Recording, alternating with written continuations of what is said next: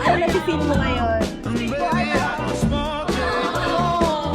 Siya yung na-love at first sight sa akin. Pero noon, torpe ako sa kanya. Baga, agaw tingin lang. Para silang tubig at apoy. Pag mainit yung isa yung nagpapakal. Siya yung nakamiss sa akin kasi tingin siya ng tingin. Tapos yun. I love you, bakit? Quiero, Joshua. Cold nila. Pag-glasses kasi.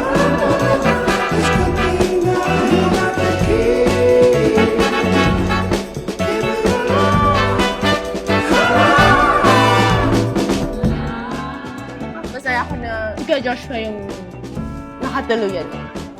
Kasi napaka-understanding ni Kuya. Hindi lang sa kanya, pati sa akin.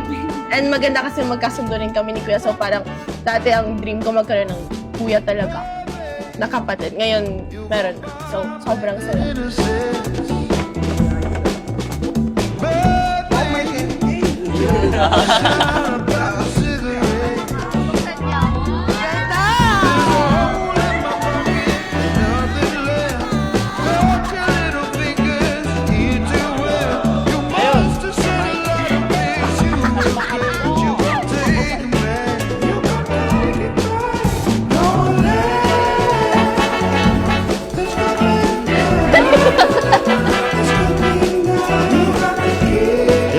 So, congratulations sa iyo, Josh at Casey.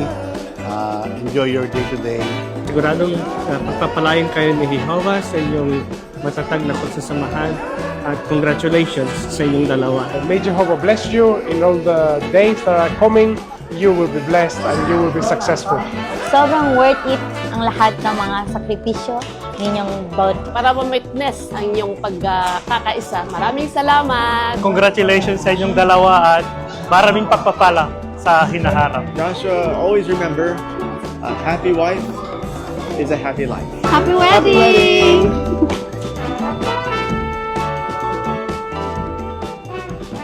Matatik. Ay. Tama. Sino naman yung kinilig?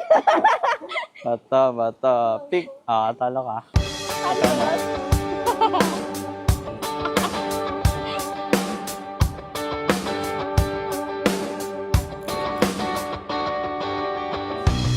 Hanggang ngayon, hindi pa din ako makapaniwala na naging tayo. Tapos ngayon, ikakasal na tayo. Nasubok na ng distansya yung pagmamahalan natin. May mga gabi na mahirap. May mga araw na gusto na natin sumuko. Pero hindi tayo bumitaw. Sa bawat agaw tingin at matamis mangiti noong tayo bata pa, ako'y natutunaw sa iyong ganda. Sorry kung noon torpe ako. Strict ang parents ko eh. Pero ngayon, big boy na ako. Yeah, just be yourself.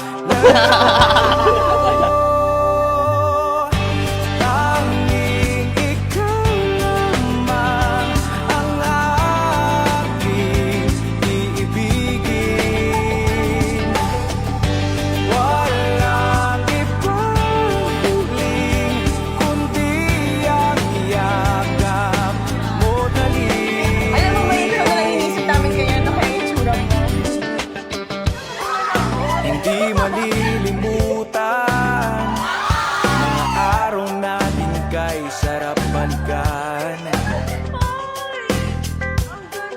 At lagi mong isipin. Alam niyo ba na bukod sa mga mahalagang guests na inanyayahan niyo sa hapong ito, ay merong very important guest ngayon na nakatunghay sa okasyong ito.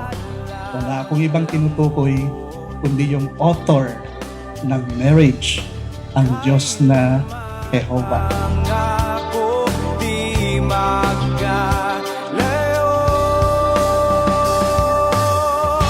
Tanging ikaw lamang ang Dapat na mas unahing iibigin mo, Joshua, at mo, Casey, si Jehovah. Kapag inunan niyo si Jehovah sa buhay ninyo, pagpapalain niya kayo, mas magiging masaya kayo.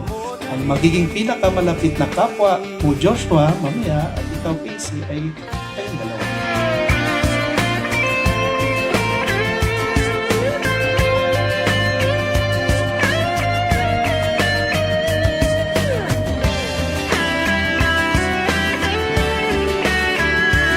sa kabila ng lahat, pinili pa rin natin yung isa't isa. At ngayon, sa wakas, hindi natin kailangan ng video call para maramdaman yung pagmamahal ng bawat isa. Kasi nandito ka na at habang buhay na kitang makakasama. Papasalamat ako sa Diyos na Jehovah dahil ikaw yung pinagkaloob niya sa akin. Salamat dahil ako pa rin ang pinili mo hanggang dulo.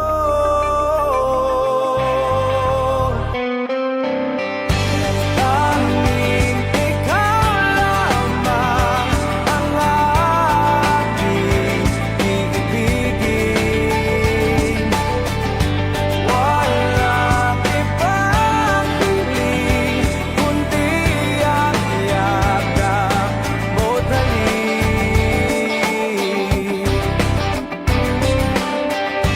Tanging ikaw lamang ang aking iibigin. Walang ibang kundi ang yakap mo dali.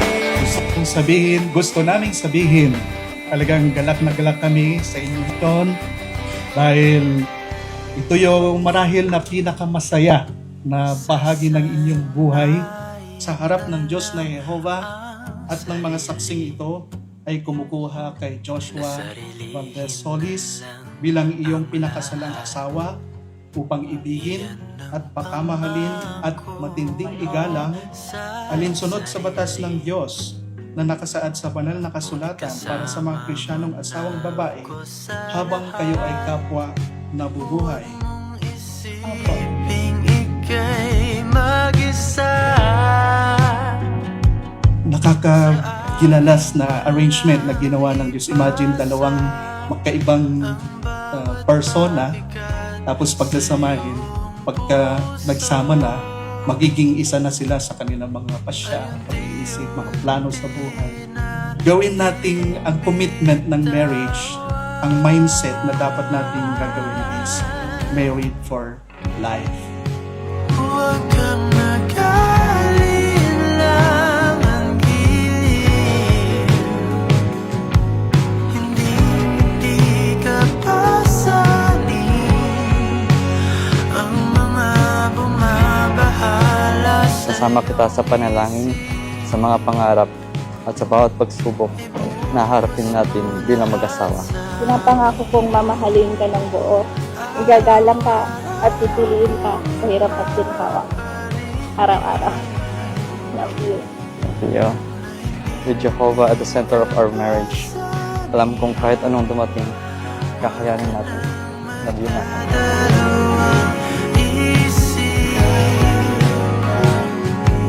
Ibuhos mo lahat sa akin. Para sa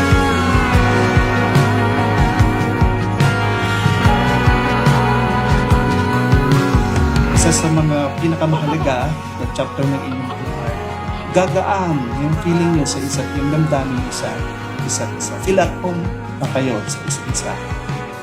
Ganun talaga ang gusto ng Diyos na normal feeling na mararamdaman sa kapag magkaasawa.